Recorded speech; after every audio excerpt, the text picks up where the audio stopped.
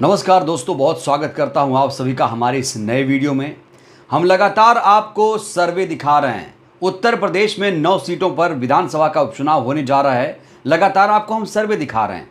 इससे पहले हमने आपको मीरापुर सीट के बारे में बताया था विस्तार से, उसकी पूरी इतिहास के बारे में, जातीय समीकरण के बारे में, मीरापुर का पूरा चुनावी समीकरण हमने आपको समझाने की कोशिश की थी। और आज हम बात करने जा रहे हैं अंबेडकर नगर जिले की कटहरी विधानसभा सीट की, जो कि बहुत हॉट सीट मानी जा रही है। सभी की निगाहें कटहरी सीट को लेकर हैं। तो चलिए आज बिना देरी के हम कटहरी विधानसभा सीट का हाल आपको बताने जा रहे हैं। क्या है यहाँ का मिजाज, कौन जीत सकता है चुनाव, आज हम इस पर विस्तार से बातचीत करेंगे। तो सबसे पहले हम कटहरी विधानसभा सीट का इतिहास जानेंगे। वैसे कटहरी जो विधानसभा सीट है वो अंबेडकर नगर जिले में आती है, हमने आपको बताया। और अगर मैं कटहरी विधानसभा सीट की बात करूं तो ये इसका वजूद आया 1962 में। साल 1962 में कटहरी विधानसभा सीट वजूद में आई। एक बड़ी दिलचस्प रोचक जानकारी कटहरी के बारे में यह है कि बीजेपी मात्र एक बार यहाँ से चुनाव जीत पाई है। ये बहुत बड़ी बात है अपने आप में। जो बीजेपी लगातार सत्ता में रही है, 2022 में, 2017 में वो सरकार बना रही है, लेकिन कटहरी सीट बीजेपी नहीं जीत पा रही है। सिर्फ एक बार भारतीय जनता पार्टी ने कटहरी सीट पर जीत दर्ज की है और वो साल था 1991।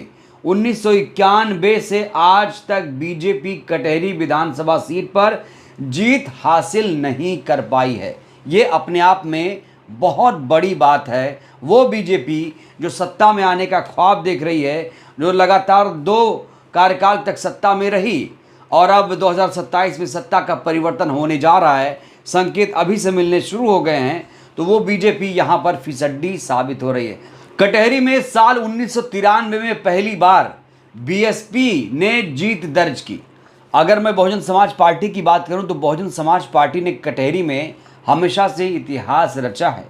1993 के विधानसभा के चुनाव में बीएसपी ने यहाँ से ऐतिहासिक जीत दर्ज की थी। 1996 में भी बसपा ने यहाँ से जीत दर्ज की थी। 2002 में बसपा ने जीत दर्ज की थी। 2007 में बसपा ने जीत दर्ज की थी और 2012 में समाजवादी पार्टी ने जीत दर्ज की थी। 2017 की अगर मैं बात करूं तो लालजी वर्मा ने बीएसपी के टिकट से कटहरी विधानसभा सीट पर जीत हासिल की थी।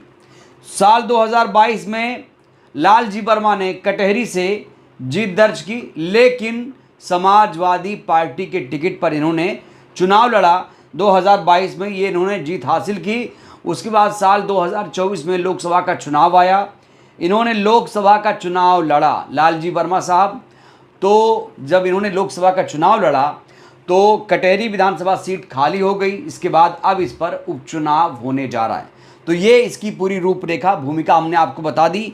अब हम बात करेंगे कौन कौन से उम्मीदवार यहाँ से ताल ठोक रहे हैं, उसके बारे में जान लेना बहुत ज़रूरी है।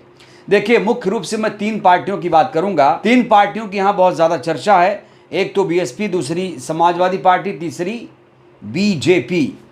तो अगर मैं बीजेपी की बात करूँ तो बीजेपी ने यहाँ से धर्मराज निषाद को अपना उम्मीदवार बनाया है।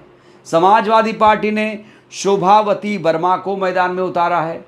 वहीं बहुजन समाज पार्टी ने अमित वर्मा को मैदान में उतार कर मुकाबले को बेहद दिलचस्प कर दिया है। साल 2012 में अमित वर्मा ने कटहरी से चुनाव लड़ा था। 2012 में, याद रखिएगा, साल 2012 में जब चुनाव लड़ा था अमित वर्मा ने, तो वो हार गए थे। तब अमित वर्मा ने यहाँ से कांग्रेस पार्टी के उम्मीदवार के तौर पर किस्मत आजमाई थी।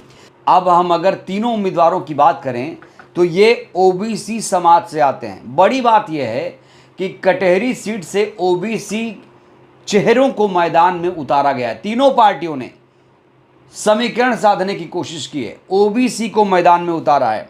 अब एक एक करके तीनों के बारे में विस्तार से बातचीत करेंगे। सबसे पहले बात करेंगे धर्मराज निषाद के बारे में। तो देखिए, धर्मराज निषाद जो हैं वो बसपा के प्रोडक्ट हैं। 1996 में पहली बार बसपा के टिकट से चुनाव लड़ा और जीते भी। तो 1996 में जब विधानसभा का चुनाव हुआ उत्तर प्रदेश में, तो इन्होंने बसपा के टिकट से चुनाव जीता। धर्मराज निषाद ने साल 2002 के विधानसभा चुनाव में भी यहां से बीएसपी की टिकट पर चुनाव लड़ा और जीत हासिल की। साल 2012 में भी बीएसपी की टिकट से धर्मराज निषाद ने चुनाव लड़ा और जीत हासिल की। जब 2007 में पूर्ण बहुमत से बीएसपी की सरकार बनी तो धर्मराज निषाद मंत्री भी बनाए गए। जब साल 2012 में विधानसभा का चुनाव हुआ तो मायावती जी ने इनकी सीट बदल दी। इन्हें जौनपुर की शाहगंज से चुनाव लड़ाया गया, लेकिन धर्मराज निषाद चुनाव हार गए। उसके बाद साल 2017 के विधानसभा चुनाव में इन्हें बसपा ने गोसाईगंज से टिकट दिया। उसके बाद ये चुनाव हार गए। 2019 में धर्मराज निषाद ने बीजेपी ज्वाइन किया। आपको जानकर हैरानी होगी कि साल 2022 के विधानसभा चुनाव में भी धर्मराज निषाद को हार का सामना करना पड़ा। जिस पार्टी में वो गए हैं उस पार्टी से उन्हें अभी तक कोई फायदा नजर नहीं आया है। साल 2022 के विधानसभा चुनाव में वो लालजी वर्मा से चुनाव हार चुके हैं। अब 2024 के उपचुनाव में वो फिर से मैदान में है। अब हम बात करेंगे शोभावती वर्मा के बारे में। चूंकि शोभावती वर्मा समाजवादी पार्टी की तरफ से प्रत्याशी हैं, इनका भी बैकग्राउंड बसपा से ही बताया जाता है। मूल रूप से ये बसपा से जुड़ी रही थी। क्यों? आपको बता दें कि शोभावती वर्मा लालजी वर्मा की पत्नी हैं और बीएसपी से अंबेडकर नगर की जिला पंचायत अध्यक्ष रह चुकी हैं शोभावती वर्मा, जो अब समाजवादी पार्टी के टिकट पर चुनाव लड़ रही हैं। अगर मैं बसपा के प्रत्याशी अमित वर्मा की बात करूं तो अमित वर्मा साहब पहले कांग्रेस में थे, हमने आपको बताया। 2012 विधानसभा चुनाव में इन्हें हार का सामना करना पड़ा। फिर ये कांग्रेस से अब बीएसपी में शामिल हो गए हैं। तो अगर मोटा मोटी मैं बात करूं तो बीजेपी का कैंडिडेट हो या फिर समाजवादी पार्टी का कैंडिडेट हो, इनका वजूद जो है कहीं ना कहीं बसपा से है। सोचिए, धर्मराज निषाद जो बसपा के कद्दावर नेता हुआ करते थे, लगातार 96 से 2007 तक लगातार चुनाव जीतते रहे। 15 सालों तक एमएलए, बसपा के एमएलए थे। अब वो बीजेपी में चले गए हैं, लेकिन अभी उनकी दाल गलती हुई नज़र नहीं आ रही है। अब हम यहाँ के जातीय समीकरण पर नज़र डालेंगे। यहाँ का जातीय समीकरण बहुत ज़्यादा जटिल है। अगर मैं ब्राह्मण वोटर की बात करूं तो यहाँ पर 50,000 ब्राह्मण वोटर हैं, क्षत्रिय 30,000 वोटर हैं, एससी समाज 95, यानी करीब करीब 1 लाख वोटर, एससी समाज के 1 लाख वोटर यहाँ पर हैं जो निर्णायक भूमिका निभाते हैं। कुर्मी समाज के 47, मुस्लिम समाज 40,000, यादव 22,000 वोटर यादव हैं, निषाद के 30,000 वोटर हैं, मौर्य समाज से 10,000 वोटर हैं, राजभर बनिया समाज 15,000, पाल समाज 7,000। ऐसे देखा जाए तो अन्य जो समाज हैं करीब करीब 15,000 वोट उनके भी हो जाते हैं।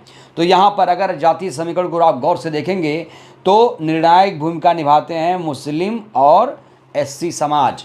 खास तौर से एससी समाज यहाँ पर निर्णायक भूमिका निभाता है। इसीलिए ये जो कटहरी सीट है बसपा का किला माना जाता है, बसपा का अभेद्य किला माना जाता है। क्योंकि अभी 2017 के ही विधानसभा चुनाव में लालजी वर्मा ने यहां से जीत हासिल की थी। जब लालजी वर्मा समाजवादी पार्टी में गए तब उन्होंने यहां से जीत हासिल की।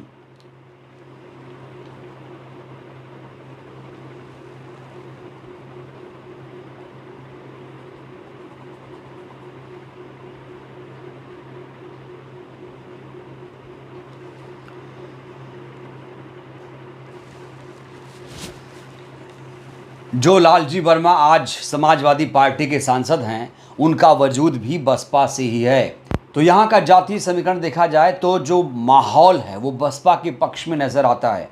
हालांकि चंद्रशेखर आज़ाद ने यहाँ से राजेश कुमार को मैदान में उतारा है और चंद्रशेखर आज़ाद भी दावा कर रहे हैं कि ये जो 95,000 एससी समाज के वोटर हैं इस बार उनके साथ जाएंगे। इधर बीएसपी के तमाम नेता ये दावा कर रहे हैं, खास तौर से जो उत्तर प्रदेश बसपा अध्यक्ष हैं विश्वनाथ पाल साहब, वो कह रहे हैं कि इस बार बसपा ये सीट निकालेगी। क्योंकि विश्वनाथ पाल का रिलेशनशिप जो है, जो रिश्ता है, इसी इलाके से वो आते हैं और कह रहे हैं कि ये सीट हम किसी भी कीमत पर जीतेंगे। तो बसपा ने इस सीट पर पूरी तरीके से दावा कर दिया है और तमाम नेता ये कह रहे हैं कि 95,000 जो एससी समाज के वोटर हैं वो इस बार बीएसपी को जिताएंगे। लेकिन कुल मिलाकर मैं यही कहूँगा कि जो एससी समाज का वोट पाएगा, जो भी प्रत्याशी, उसे जीतने से यहाँ पर कोई भी नहीं रोक सकता है। और ये जो चुनाव है बहुत दिलचस्प चुनाव है, इसे हल्के में नहीं लेना चाहिए। ये सत्ता का सेमीफाइनल है। तो आज हमने कटहरी सीट की बात की, इसके बाद हम दूसरी सीट का भी जिक्र करेंगे। लगातार हम आपको 9 सीटों का सर्वे दिखाने की कोशिश करेंगे, विश्लेषण करने की कोशिश करेंगे, उसका चुनावी समीकरण क्या बताने की कोशिश करेंगे। बहरहाल ये वीडियो कैसी लगी प्रतिक्रिया दीजिए। आपको क्या लगता है कटहरी से कौन जीतेगा चुनाव? अपनी प्रतिक्रिया दीजिए। बहुत बहुत धन्यवाद, शुक्रिया।